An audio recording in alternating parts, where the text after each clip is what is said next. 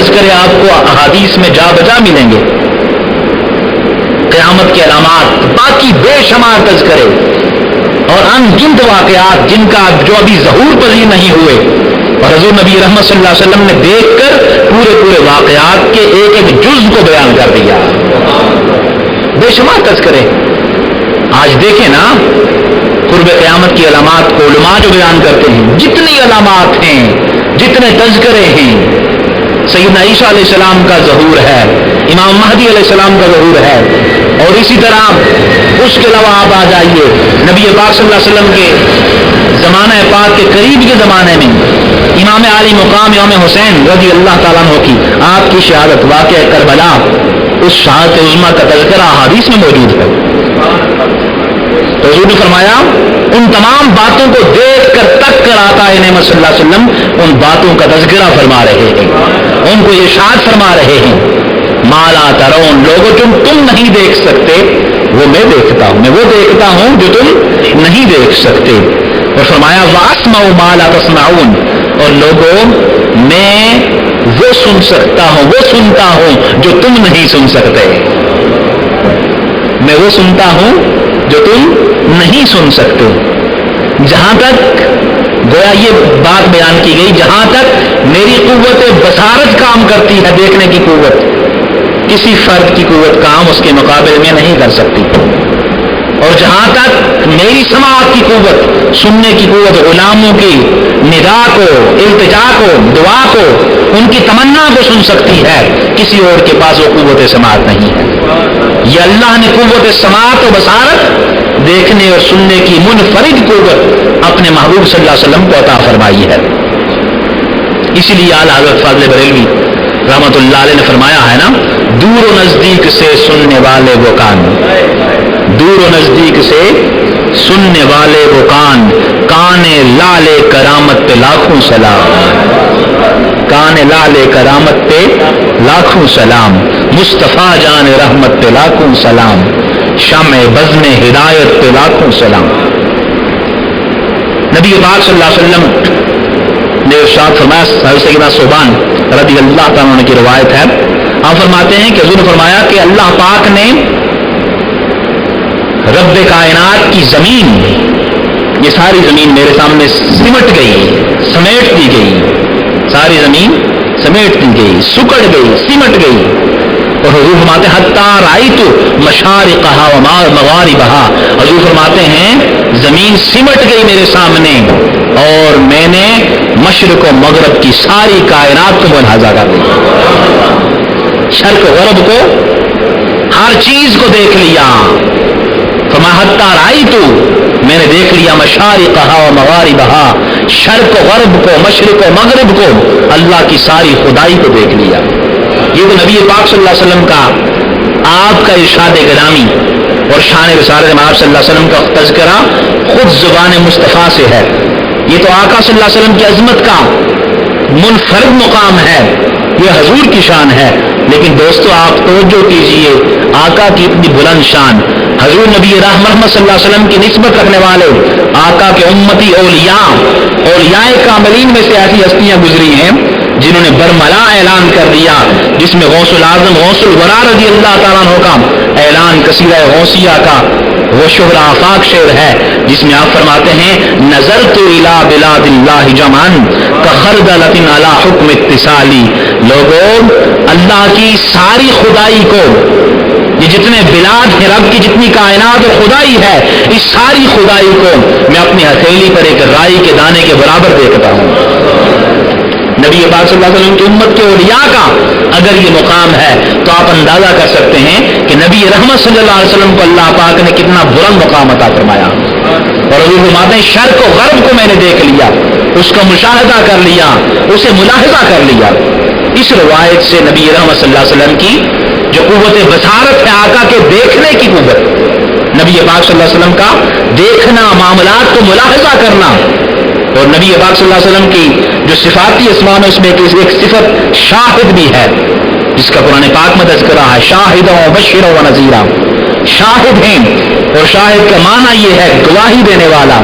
اور گواہ انسان تبھی بن سکتا ہے جب معاملات کو ملاحظہ کرتا ہے، واقعہ کو ملاحظہ کرتا ہے، اور امت کے احوال کو، چونکہ آقا ہے وہ جہاں صلی اللہ علیہ وسلم اپنی نگاہ فیض سے تک رہے ہیں، اس لیے نبی رحمت صلی اللہ علیہ وسلم اپنی امت کی، انبیاء کی،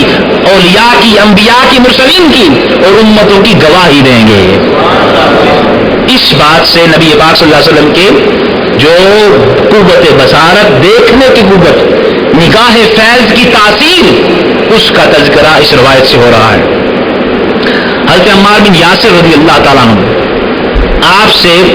روایت ہے، نبی پاک صلی اللہ علیہ وسلم ارشاد فرماتے ہیں ان اللہ وکل بقبر ملکن، کہ اللہ پاک نے ایک فرشتہ میری قبر پر مقرر کر رکھا ہے، ایک فرشتہ مقرر کر رکھا ہے، اعطاہ اسماء الخلائق، اور اس فرشتے کو اللہ پاک نے مخلوقات کی جو بات ہے، ان کی جو آواز ہے، اس کو سننے کی قوت عطا فرما رکھی ہے۔ وہ مخلوقات کی آواز کو، ان کی بات کو،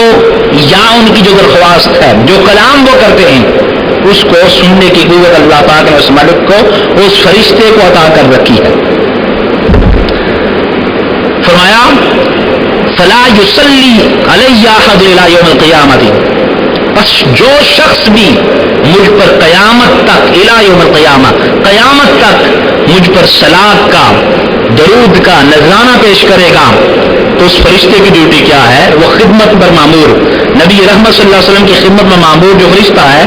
اس کا کام کیا ہے؟ وہ فرماتے ہیں الا بلغنی باسمہ و اسم ابیہ ھذا فلان فلان ابن فلان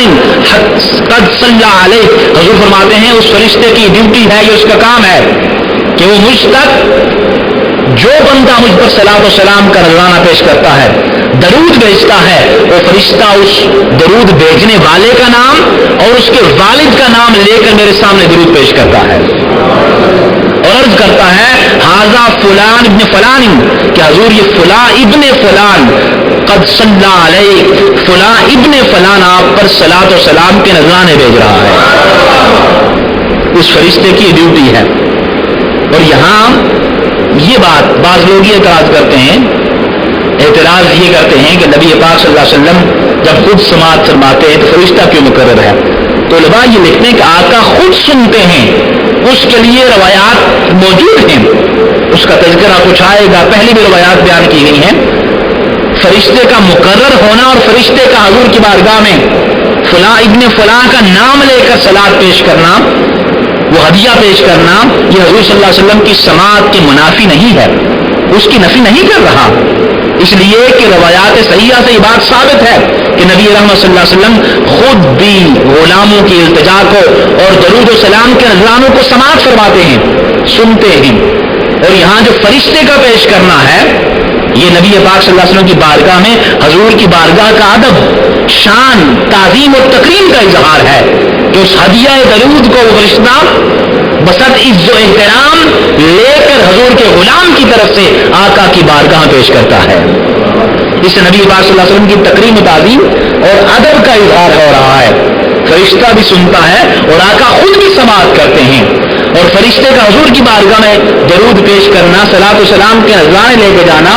اس سے کس بات کا اظہار ہو رہا ہے؟ یہ نبی پاک صلی اللہ علیہ وسلم کی شان اور ادب رسالت میں آپ صلی اللہ علیہ وسلم کا اظہار اس سے ہو رہا ہے۔ تو فرشتہ بھی غلاموں کا درود لے کر وہ نذرانہ لے کے آقا کی بارگاہ میں حاضر ہو جاتا ہے۔ تو حضور فرماتے ہیں وہ نام لے کے فلاں ابن فلاں، ہر فرد کا نام لے کر آقا کی بارگاہ میں صلاۃ کا نذرانہ پیش کیا جاتا ہے۔ آپ توجہ کریں اس بات پہ کہ کس قدر خوش نصیب امتی ہیں کہ وہ صلاۃ و سلام کے نذرانے جب پیش کریں تو ان کے نام، ان کے والد کے نام ورزیت کے ساتھ ایک ایک فرد کا تذکرہ آقا رحمت صلی اللہ علیہ وسلم کی بارگاہ میں ہوتا ہے۔ کس قدر خوش نصیبی والی بات ہے۔ غلاموں کو، گنہگار امتیوں کو اس بات کی توجہ دینی چاہیے اور کثرت کے ساتھ آقا ہے تو جہاں صلی اللہ علیہ وسلم کی بارگاہ میں درود و سلام کے نذرانے پیش کرنے چاہیے۔ غلاموں، حضور کی بارگاہ میں غلام کا تذکرہ ہو جائے، کتنی بڑی عظمت کی بات ہے۔ آقا صلاۃ و سلام سنیں اور سلام کا جواب ارشاد فرمائیں، کتنی بڑی نعمت کی بات ہے۔ فقط امتی کی طرف حضور کی توجہ کا مبذول ہو جانا اس کے ظاہر و باطن کو آباد کر دیتا ہے، لہٰذا یہ کتنی بڑی خوش نصیبی والی بات ہوگی کہ نبی رحمت صلی اللہ علیہ وسلم کی بارگاہ میں درود و سلام کے نذرانے بھیجے جائیں، صلاۃ و سلام کے استغاثے اور التجائیں پیش کی جائیں اور مناجات پیش کی جائے، اپنی جھولیاں پھیلا کر آقا رحمت صلی اللہ علیہ وسلم کی بارگاہ سے فیوزات و برکات کے لیے التجا کی جائے۔ تو اس روایت سے نبی پاک صلی اللہ علیہ وسلم کا سماعت فرمانا اور آقا کی بارگاہ میں بطور ہدیہ درود و سلام کا پیش کیا جانا، اس کا اظہار ہو رہا ہے۔